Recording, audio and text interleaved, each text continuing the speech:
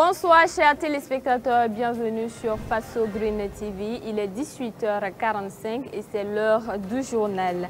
Au sommet de cette édition, Madame, Monsieur, vous le savez, depuis le 10 août 2025, une initiative inédite a été lancée au Burkina Faso, l'immersion patriotique qui concerne les nouveaux bacheliers.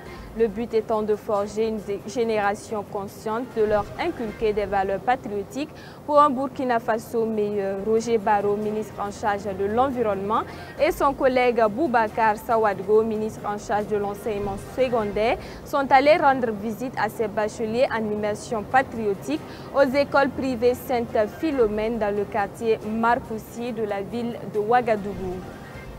Une fois de plus, bonsoir à vous, chers téléspectateurs, et merci de nous choisir pour vous informer. Ce 5 septembre 2025, le ministre de l'Environnement, de l'Eau et de l'Assainissement a rendu visite aux bacheliers en immersion patriotique aux écoles privées Sainte-Philomène dans le quartier Marcoussi de la ville de Ouagadougou. Roger Barreau, accompagné de son collègue en charge de l'enseignement secondaire, est allé encourager ces immergés à garder toujours les valeurs de civisme, de patriotisme et du sens du travail qui leur ont été inculquées un mois durant. Mamadou Souare. Engagement du citoyen. Je me rappellerai toujours, en tant que Burkinabé, je dois en tout temps et en tout lieu être civique, discipliné et exemplaire, respecter les élus, les autorités et les symbole de l'État. C'est l'accueil servi au ministre Roger Barreau en charge de l'environnement et son collègue Boubacar Savadogo en charge de l'enseignement secondaire par ces immergés des écoles privées Sainte-Philomène de Marcoussi à Ouagadougou ce 5 septembre 2025. Civisme, intégrité, discipline et sens du travail sont entre autres les valeurs inculquées à ces bacheliers en immersion. Et qui mieux que le ministre en charge de l'enseignement secondaire pour planter le décor, encourager ces immergés. Et aussi nous assurer des quelques points et son Excellence, le président du Faso, chef de l'État, le capitaine Ibrahim Traoré, qui a eu cette belle initiative de l'immersion patriotique, vous a passé dans son message à l'entame de votre séjour. Il vous a demandé d'être fier d'être la première promotion de l'immersion patriotique. Est-ce que vous êtes fiers? De démonstration à démonstration, ces immergés, par leur facilité à exécuter des actions militaires et paramilitaires en toute concordance, ont séduit le visiteur du jour, le ministre Roger Barreau, en charge de l'environnement. Ce que nous avons vu et entendu, c'est formidable. Et dire que tout cela s'est passé en moins d'un mois, nous tenons à féliciter les encadreurs qui ont pu faire ce travail transformationnel.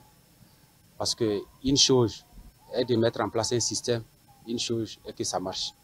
Donc, son Excellence, le capitaine Ibrahim Traoré, président du Faso, qui a instruit le ministre en charge des enseignements de mettre ces dispositifs en place, on ne savait pas que ça allait donner un si bon résultat sur le site que nous sommes.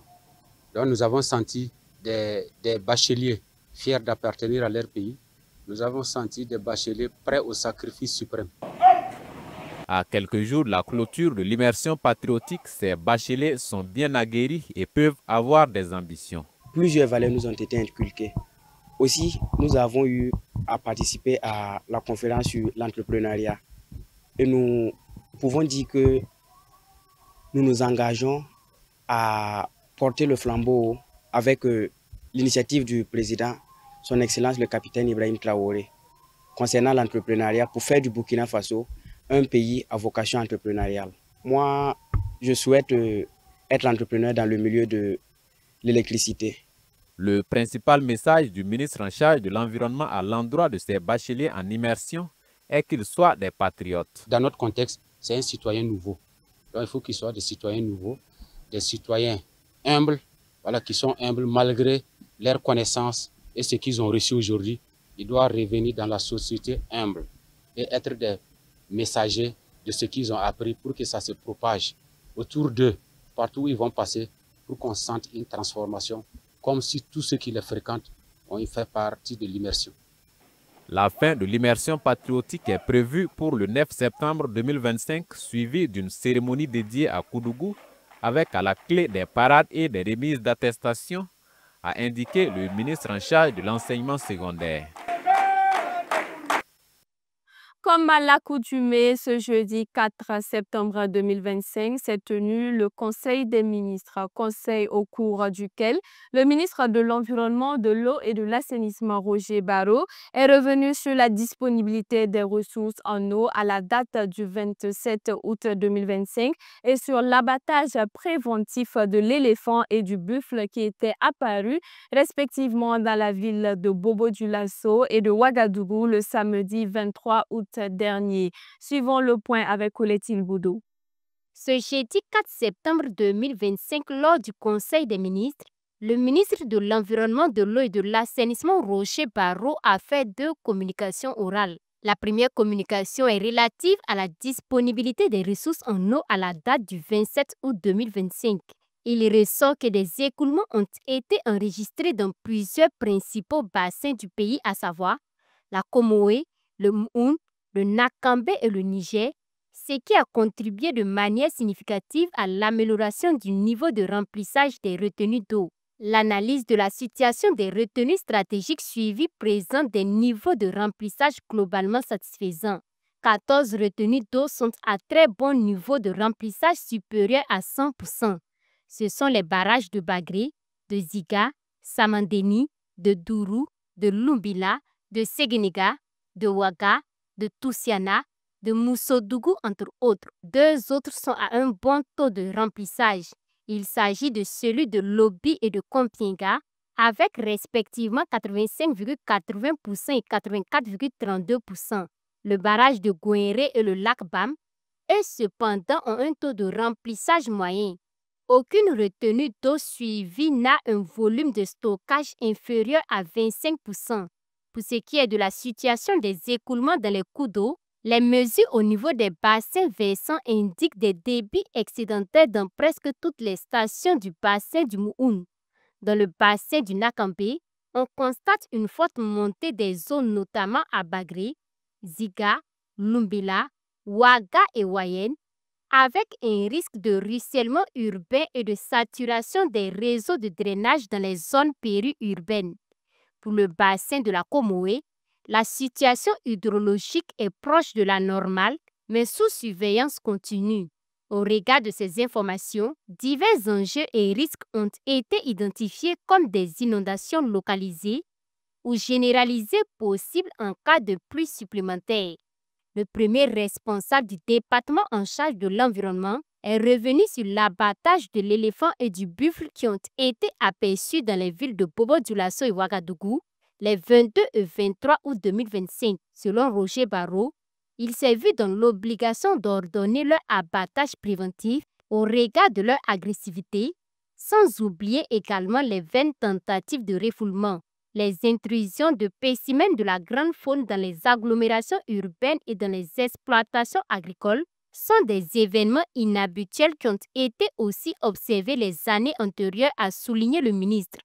Pour lui, ces intrusions s'expliquent par plusieurs facteurs qui sont la réduction drastique des habitats naturels de la faune, la fragmentation et l'augmentation des couloirs de déplacement des animaux sauvages, entre autres.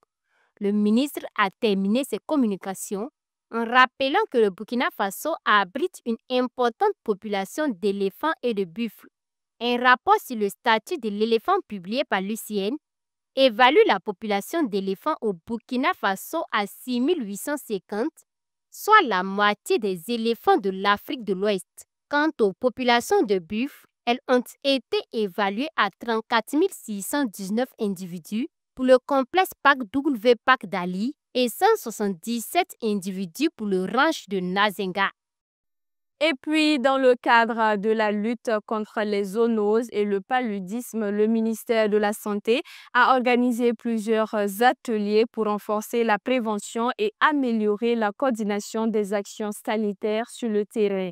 Parallèlement, des efforts sont également déployés dans le secteur agricole où des acteurs se concertent autour de la valorisation des productions issues de l'offensive agro-pastorale et halieutique. Tous les détails dans ce tour d'horizon. Le programme budgétaire 077 Économie agricole a tenu le vendredi dernier à Ouagadougou la première session ordinaire de son cadre de concertation sous la présidence de Estelle Kouata Zungrana. Cette rencontre placée sous le thème « Valorisation des productions issues de l'offensive agro-pastorale et halieutique, quelle contribution des unités de transformation agroalimentaire » a réuni les acteurs autour des enjeux liés à la transformation agroalimentaire. Les échanges ont mis en lumière les avancées réalisées, les défis à relever et l'importance de renforcer les synergies entre production et valorisation pour consolider les acquis de l'offensive. Des recommandations ont été formulées pour améliorer les revenus des acteurs des filières et renforcer durablement l'économie agricole. Comme deuxième point de ce tour d'horizon, le Burkina Faso tient du 2 au 5 septembre 2025 un atelier national pour renforcer la coordination multisectorielle face aux menaces sanitaires. Organisé par le ministère de la Santé avec l'appui de Africa CDC, l'atelier s'inscrit dans l'approche One Health qui lie santé humaine, animale et environnementale. Durant 4 jours, les participants évalueront les mécanismes existants et travailleront à mettre en place un outil opérationnel plus efficace pour la gestion des zoonoses et des menaces sanitaires. Dr Sylvestre Tiendrebego a rappelé que cette coordination est une priorité politique pour le gouvernement. Africa CDC a salué l'engagement du Burkina Faso, désigné comme centre d'excellence en Afrique de l'Ouest. D'atelier en atelier, toujours dans le même ministère, ce 4 septembre 2025. Pour finaliser, le rapport de revue de performance du plan stratégique 2021-2025 de lutte contre le paludisme, un atelier qui permettra d'évaluer les progrès accomplis et à consolider les acquis dans la perspective de l'élimination du paludisme d'ici 2030.